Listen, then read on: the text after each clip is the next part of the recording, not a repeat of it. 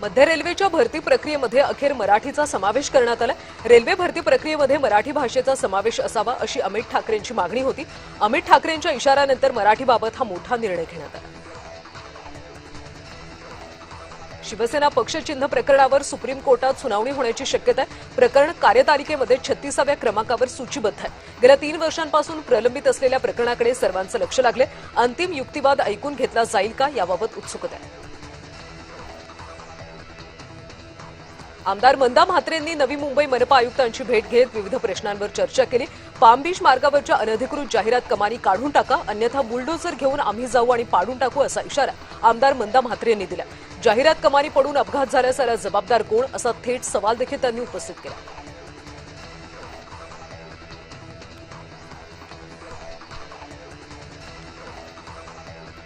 मिठी नदी गाळ उपसा प्रकरणातल्या मुख्य आरोपी केतन कदमला मुंबई उच्च न्यायालयाकडून जामीन मंजूर झाला।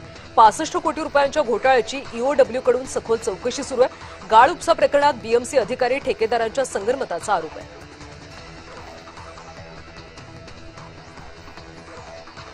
आमदार संजय गायकवाडांनी शिवाजी कोण होता या पुस्तकाच्या प्रकाशकाला शिवीगाळ केली। फोन करून प्रकाश आंबी यांना संजय गायकवाड यांनी जीवे मारण्याची धमकी दिली। ही ऑडिओ क्लिप व्हायरल होत असून आमदार संजय गायकवाड यांनी ऑडिओ क्लिप त्यांचीच असल्याची कबुली दिली। उपमुख्यमंत्री एकनाथ शिंदेंनी पक्षातल्या मंत्र्यांना संपर्क प्रमुखाची जबाबदारी दिली। प्रत्येक मंत्र्याकडे 2 जिल्ह्याची जबाबदारी असणार। शिवसेना पक्ष वाढीसाठी आणि संघटन मजबूत करण्यासाठी हा निर्णय घेण्यात आला। महिला आरक्षण विधेयक 2023 मध्येच मंजूर झालं। 5 राज्यातल्या विधानसभा निवडणुकांमधून महिलांची मतं मिळवण्यासाठी सत्ताधाऱ्यांनी हा मुद्दा पुढे आणला। काँग्रेसनं नेहमीच महिलांचा सन्मान केला, महिलांना राजकारणात स्थान दिलं असा दावा शोभा बच्छाव यांनी केला।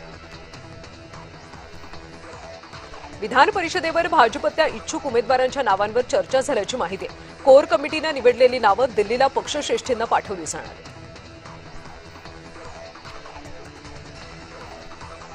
बारामती विधानसभा पोटनिवडणुकीसाठी सुनेत्रा पवारांनी काटेवाडीमध्ये मतदानाचा हक्क बजावला। यावेळी त्यांच्यासोबत पार्थ पवार सुद्धा उपस्थित होते। या निवडणुकीसाठी सुनेत्रा पवारांचं एकूण 23 उमेदवार रिंगणात आहेत।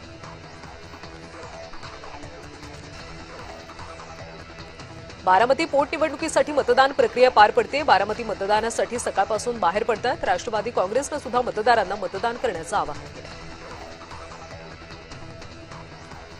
राहुरी विधानसभा पोटनिवडणुकीतले भाजप उमेदवार अक्षय कर्डिले यांनी बुरहाननगर इथं मतदान केलं। मतदानापूर्वी त्यांनी दिवंगत आमदार शिवाजीराव कर्डिले यांच्या प्रतिमेचं दर्शन घेतलं। यावेळी माध्यमांशी बोलताना ते भावूक झाले आणि त्यांनी वडिलांच्या आठवणींना उजाळा दिला। भिवंडीमध्ये मनपा प्रशासनाच्या नियोजनाच्या अभावामुळे पाणी टंचाईची समस्या आहे।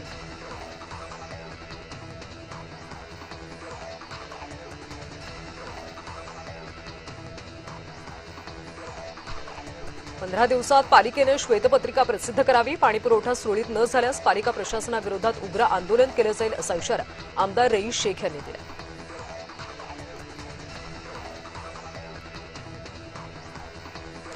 ठाणे भिवंडी कल्याण मेट्रो प्रकल्प 5 अंतर्गत उर्वरित मार्गिकेला शासनाने अधिकचा निधी मंजूर करून निविदा प्रक्रिया सुरू केली। त्यासंबंधीचे शासन आदेश मंत्रिमंडळाच्या उपसमिती बैठकीत मान्यता देण्यात आली अशी माहिती आमदार रईस शेख यांनी भिवंडीत दिली। उल्हासनगर महापालिकेमध्ये भाजप नगरसेवकांनी गोंधळ घातला। डम्पिंग ग्राउंडच्या मुद्द्यावरून भाजप आक्रमक झाले। यावेळी भाजप नगरसेवक आणि सुरक्षा रक्षकांमध्ये झटापट झाली असून स्वीय सचिवाला सुद्धा मारहाण झाली। नागपूर महानगरपालिकेच्या सर्वसाधारण सभेमध्ये सुरक्षेचा प्रश्न पुन्हा ऐरणीवर आला। नगरसेवकांसोबत कार्यकर्ते, मित्र आणि नातेवाईक सभागृहात पोहोचल्यानं गोंधळ निर्माण झाला। सुरक्षा रक्षकांचा डोळा चुकून समर्थकांनी सभागृहात प्रवेश केला। महापौर नीता ठाकरेंनी यावर संताप व्यक्त करत नगरसेवकांना जबाबदार धरले।